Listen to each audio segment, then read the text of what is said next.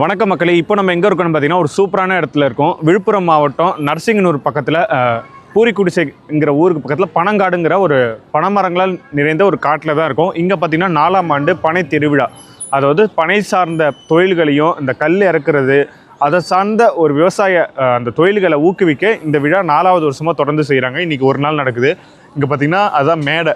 அங்கே நம்மாழ்வார் ஃபோட்டோ வச்சு சூப்பராக நிகழ்ச்சிகள், நிறைய பேர் பனை சார்ந்து அந்த விவசாயத்தை சார்ந்து நிறைய பேர் பேசினாங்க, என்ன மாதிரியான விஷயங்கள் கொண்டு வரணும்னு நிறைய அங்கே சொன்னாங்க. இங்கே பார்த்திங்கன்னா ஃபுல்லாக ஸ்டால்ஸ், கடைகள், அதாவது பனை சார்ந்த பொருட்கள் நிறையா விற்கிறாங்க. பனை ஓலையில் செய்த விசிறி மட்டை, தட்டு, பாக்ஸஸ், அதாவது அஞ்சரை பெட்டி, பென்சில் வைக்கிற பவுச்சு எல்லாமே சூப்பராக அங்கே இருக்குது.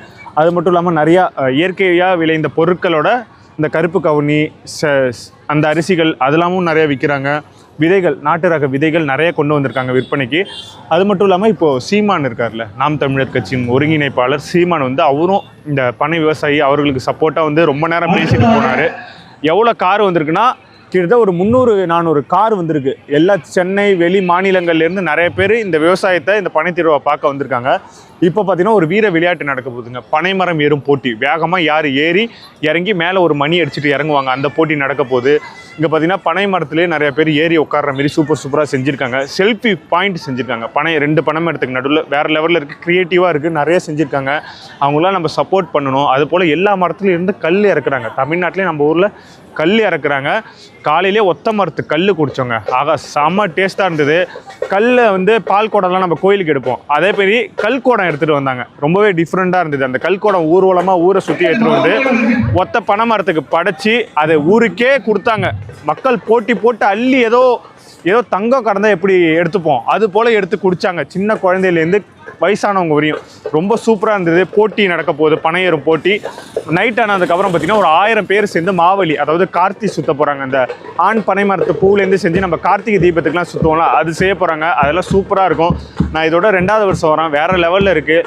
நிறைய மக்கள் பார்க்குறாங்க. இதால் இந்த ஏரியாவில் பார்த்திங்கன்னா நிறைய பேர் இந்த கல் குடிக்க, பதநீர் குடிக்க நிறைய பேர் விருப்பப்பட்டு அந்த தொழிலும் நிறையா பெருகுது. ரொம்ப சூப்பராக இருக்குது. இந்த கல் தடையை தமிழ்நாடு அரசு நீக்கினா ரொம்பவே நல்லாயிருக்கும். அங்கே பார்த்தீங்கன்னா நிறைய அட்வென்ச்சரும் செஞ்சுருக்காங்க. ஒரு பனை மரத்தில் கிளிம்பாக சின்ன பசங்கள்லேருந்து எல்லாம் ஏறுற போல் செஞ்சுருக்காங்க. அது நம்ம கிட்ட போய் பார்க்கலாம். ரொம்பவே சூப்பராக இருக்குங்க. இதேமாரி பனை மரத்தில் ஏற நிறைய இடத்துல செஞ்சு வச்சுருக்காங்க. இங்கே சின்ன பசங்க கூட ஈஸியாக இரும்பில் ஸ்டீலில் பாதுகாப்பாக பிடிச்சி ஏறுற போல் செஞ்சு வச்சுருக்காங்க. ரொம்ப சூப்பராக இருக்குது. அங்கே பார்த்தீங்கன்னா பின்னாடியே கல் இறக்கிட்டு இந்த ஒரு பனை ஏறி எப்படி மரத்தில் ஏறி இறங்கும் போது அவரோட முழு உடமையாக எப்படி இருப்பாரோ அதே போல் நிறைய பேர் இருக்காங்க. அதெல்லாம் வெளியூர் மக்கள் ஆச்சரியமாக பார்த்துட்டு இருக்காங்க. இப்போ தமிழ்நாட்டில் இந்த சைடில் தான் அதை ரொம்ப விரும்பி நிறைய பேர் ஈடுபடுறாங்க. மற்ற மாவட்டங்களில் கொஞ்சம் அழிஞ்சிடுச்சு. அதே